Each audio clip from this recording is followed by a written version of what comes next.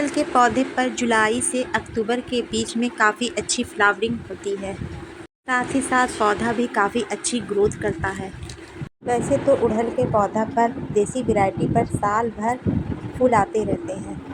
अगर आपके गुड़हल के पौधे पर कलियां नहीं बन रही हैं या फिर जो कलियां बन रही है वो काली होकर नीचे गिर जा रही है और पौधे की पत्तियां पीली हो रही है, साथ में भी आपका पौधा अच्छी तरीके से ग्रोथ नहीं कर पा रहा है, तो आज की वीडियो में मैं आप लोगों के साथ शेयर करूंगी साथ के सीज़न में आपको अपने गुड़हल के पौधे पर ऐसी कौन कौन सी ज़रूरी काम करने के साथ में ऐसी कौन सी फर्टिलाइज़र देनी चाहिए जिससे आपके गुड़हल के पौधे पर ग्रोथ के साथ साथ फ्लावरिंग स्टार्ट हो सके।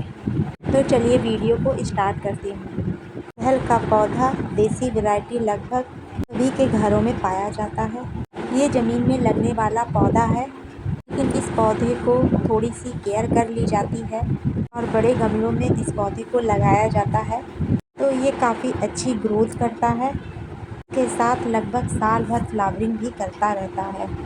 की दूसरी वैरायटी हाइब्रिड वैरायटी होती है, उसे 10 इंच के गमले में भी लगाया जाता है तो वो सर्दियों के मौसम में भी उसमें फ्लावरिंग आती रहती है। तो चलिए जान लेते हैं अगस्त से सितंबर के महीने में गुड़हल के पौधे पर कौन से ऐसे कामों को करना है जिससे गुड़हल का पौधा ज़्यादा से ज़्यादा फ्लावरिंग कर सके और अच्छी ग्रोथ कर सके। तो सबसे पहले आपको अपने पौधे को हल्की हल्की सी प्रूनिंग कर देनी है जिससे कि नई ब्रांचेस निकले और उन ब्रांचों पर फिर से कलियां बननी स्टार्ट हो जाए, क्योंकि पौधा काफ़ी बड़ा हो जाता है और ब्रांचें पुरानी हो जाती है तो उन पर फूल नहीं आते हैं। दूसरों पौधों की तरह गुड़हल के पौधों को भी प्रूनिंग करना काफ़ी ज़रूरी होता है।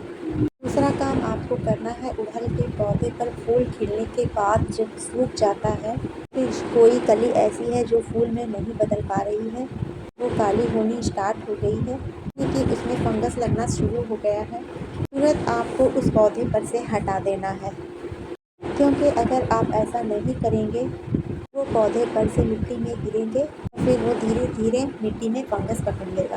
ये काम भी करना बरसात के टाइम में काफ़ी ज़रूरी होता है। पहला काम आपको करना है, क्योंकि बरसात का मौसम चल रहा है, जितने भी पुराने पौधे होते हैं तो रिपोर्ट किया जाता है पुराने हो जाते हैं क्योंकि उसमें रूट बॉन्ड हो जाती है।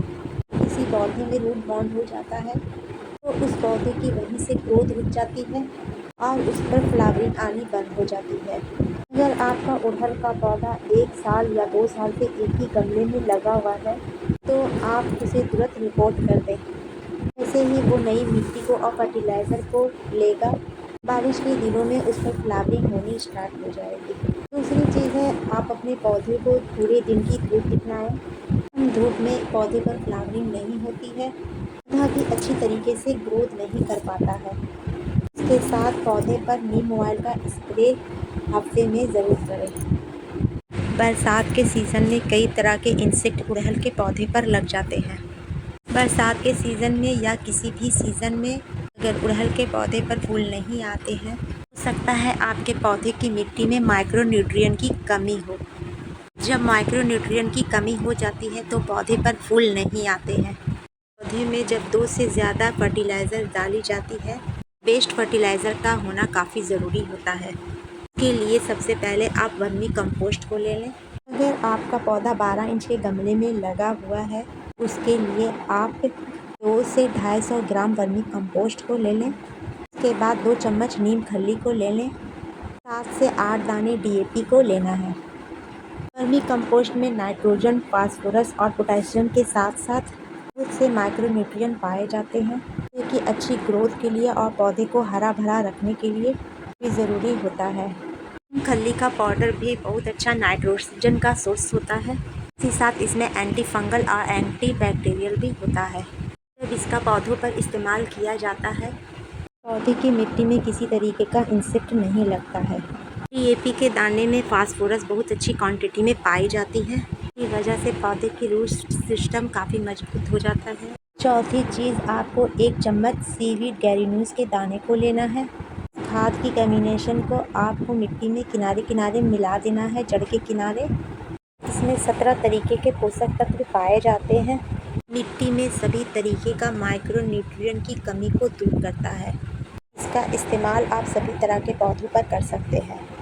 फर्टिलाइज़र को डालने से पौधे की रूट सिस्टम काफ़ी मजबूत हो जाता है और पौधे पर जल्दी फ्लावरिंग आनी स्टार्ट हो जाती है। इन चारों फर्टिलाइज़र का इस्तेमाल आपको महीने में एक दफ़ा करना है।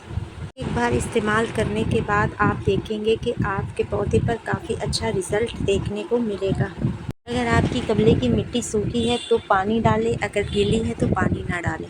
जब आपके पौधे पर कलियां बननी स्टार्ट हो जाए, मिट्टी जब सूखी हो तो उसमें 1 चम्मच केले के छिलके का फर्टिलाइज़र डाल दें। उम्मीद करती हूँ मेरी जानकारी अच्छी लगी होगी। अगर अच्छी लगी है तो लाइक सब्सक्राइब ज़रूर करें और कमेंट करें।